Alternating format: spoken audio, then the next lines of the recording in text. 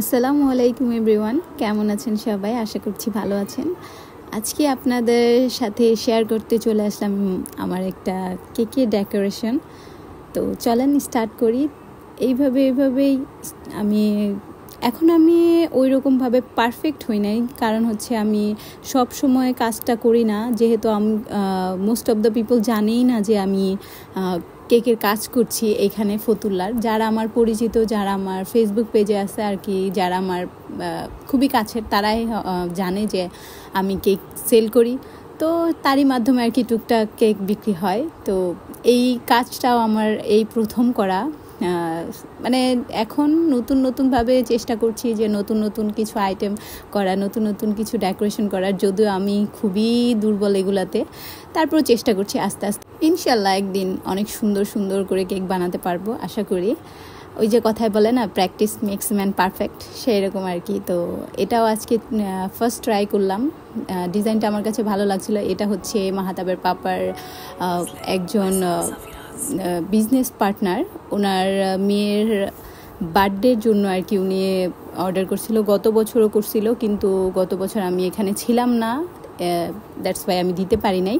তো এইবার যেহেতু এখানে ছিলাম, তো এইবার দেওয়ার চেষ্টা করছি। আশা করছি ওনাদের ভালো লাগছে। এখনও ফিডব্যাক পাই নাই, যেহেতু মাহাতাবের পাপা এখনও বাসায় আসে নাই। উনি আসলে জানতে পারবো কেমন হয়েছে, তাদের পছন্দ হয়েছে কিনা।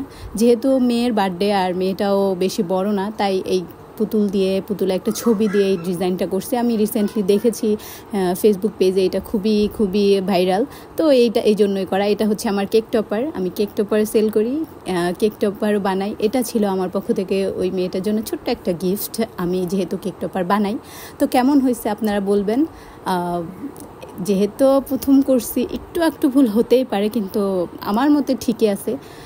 তো আপনারা সবাই দোয়া করবেন যাতে আমি একদম পারফেক্টভাবে সব কিছু করতে পারি। যদিও প্রথমে অনেক হাত কাঁপতেছিল, তারপর আলহামদুলিল্লাহ আমার কাছে পছন্দ হয়েছে। আমি যেরকম এক্সপেক্ট করছিলাম তার থেকে বেশি খারাপ হয় নাই, হয়েছে, চলে, আমার কাছে ভালোই লাগছে।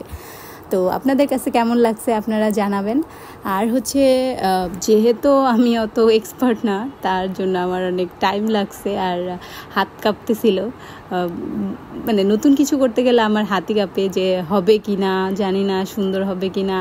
মানে যেহেতু মাহাতার পাপা আরও বারবার বলতেছিল সুন্দর করে দিও, বললাম যে আপনি এখান থেকে যাবেন। আমার কাজের সময় কেউ থাকলে আমার কাজটা মানে আমি কমফোর্টেবল ফিল করি না, তখন আমার মনে হয় যে পাশে থাকে তার জন্য আমার কাজটা নষ্ট হয়েছে। এই জন্য ওনাকে রান্নাঘর থেকে মানে সরাই দিছি, যে যান এখান থেকে, আমারটা আমি ভালো মতো করতে পারবো, আপনি এখান থেকে যান, একদম পারফেক্ট হয়ে নে, তারপর বলবেন কেমন হয়েছে।